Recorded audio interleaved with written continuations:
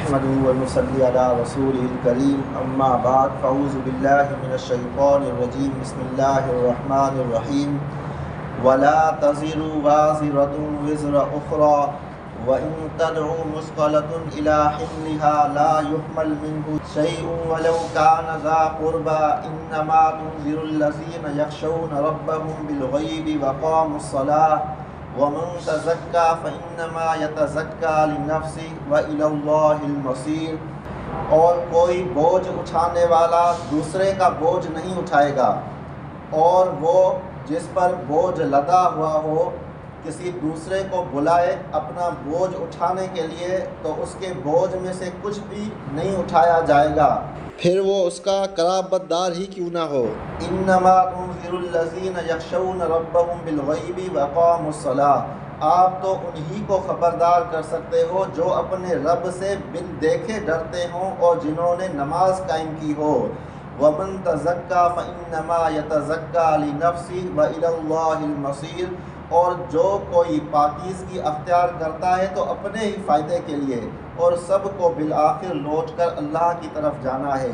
وما یستوی الاعمی والبصیر، اور برابر نہیں ہو سکتے اندھا اور دیکھنے والا، ولا الظلمات ولا النور، اور نہ اندھیرے اور نہ روشنی، ولا الظل ولا الحرور، اور نہ سایہ اور نہ دھوپ۔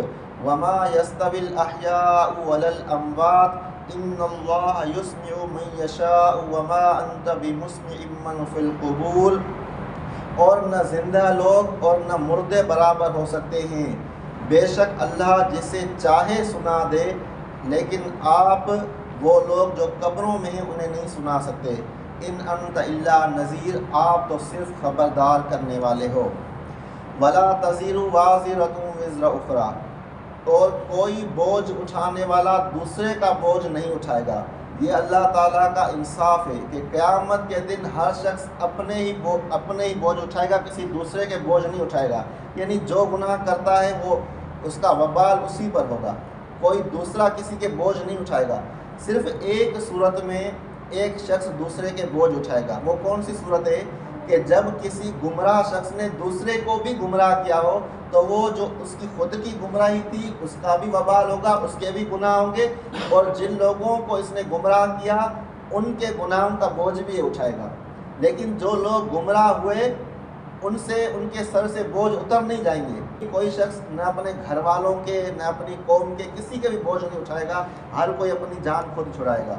وَإِن تَدْعُ مُثْقَلَةٌ إِلَىٰ حِمْلِهَا لَا يُحْمَلْ مِنْهُ شَيْءٌ وَلَوْ كَانَ ذَا قُرْبَىٰ، کوئی بوجھ سے لدی ہوئی جان، یعنی وہ شخص جس پر بوجھ ہو وہ کسی دوسرے کو دعوت دے کہ آؤ اور میرے بوجھ میں سے کچھ اٹھا لو، تو کوئی کسی کا بوجھ نہیں اٹھائے گا، اس کے بوجھ میں سے کچھ بھی نہیں اٹھایا جائے گا۔ پھر جس شخص کو بلا رہا وہ اس کا قرابت دار ہی کیوں نہ ہو، یعنی کیوں ہی نہ اس کا رشتہ دار ہو، لیکن کوئی کسی کا بوجھ نہیں اٹھائے گا۔ انما تنذر الذین یخشون ربهم بالغیب واقاموا الصلاۃ، آپ تو انہی لوگوں کو خبردار کر سکتے ہو، انہی کو ڈرا سکتے ہو جو اپنے رب سے بن دیکھے ڈرتے ہوں اور جنہوں نے نماز قائم کی ہو۔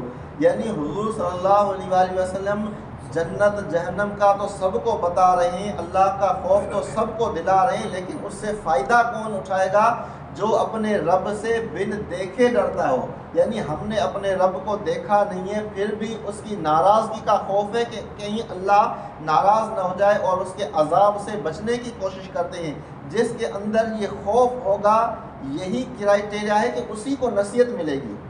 کچھ لوگ ہنستے مذاق اڑاتے کہ تمہیں تو آخرت کا خوف لگ گیا ہے، یہ خوف لگ جانا اچھی بات ہے، اور جس کو یہ خوف لگا ہوا ہے کہ میں عذاب سے بچ جاؤں تو یہی شخص نصیحت حاصل کرے گا۔ اور دوسری کیا چیز ہے کہ وہ نماز بھی قائم کرتا ہو، تو ایسا ہی شخص ہے جو حضور صلی اللہ علیہ وآلہ وسلم کی تعلیمات سے مکمل فائدہ اٹھائے گا۔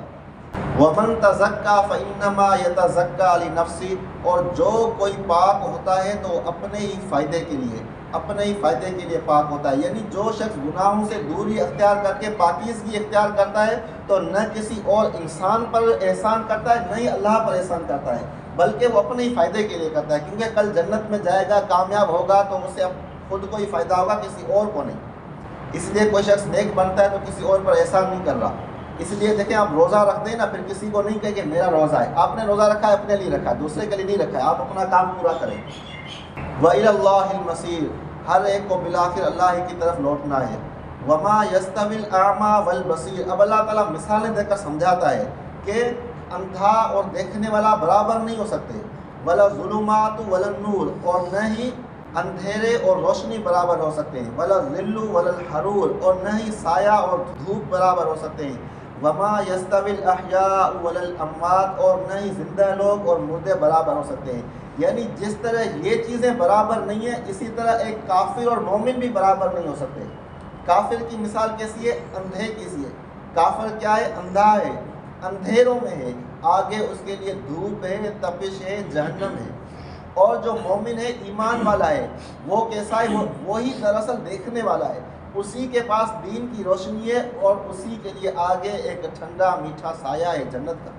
اور وما یستوی الاحیاء ولا الاموات، اور زندہ اور مردے برابر نہیں ہو سکتے۔ ان اللہ یسمع من یشاء وما انت بمسمع من فی القبور، بے شک اللہ جسے چاہے سنا دے اور آپ ان کو نہیں سنا سکتے جو قبروں میں ہیں۔ یعنی یہ ایسا ہی جیسے آپ قبر میں کوئی شخص ہو، اس کو نہیں سنا سکتے، یعنی اس کو سنا کر آپ ہدایت پر نہیں لا سکتے، کیونکہ وہ تو اس دنیا سے چلا گیا، اب کیسے ہدایت پر آئے گا۔ اسی طرح کچھ کافر لوگ، کچھ ایسے ضدی اور ہٹھ دھرم لوگ ہوتے ہیں، ان کو جتنا سمجھاؤ وہ سننے کو تیار ہی نہیں ہوتے۔ تو اگر وہ نہ سننے، ہدایت پر نہ آئیں تو آپ پریشان مت ہوں۔ کیوں؟ کیونکہ ان انت الا نذیر، آپ تو صرف خبردار کرنے والے ہیں۔ یہ تو اللہ کے بس میں ہے کہ جس کو چاہے سنا دے۔ اب اس آیت کے اندر ایک اور اختلافی مسئلہ بھی ہے، وہ یہ ہے کہ کیا مردے قبروں کے اندر سنتے ہیں؟ کیونکہ اس میں لکھا ہے وما انت بمسمع من فی القبور، آپ جو لوگ قبروں میں ہیں انہیں نہیں سنا سکتے۔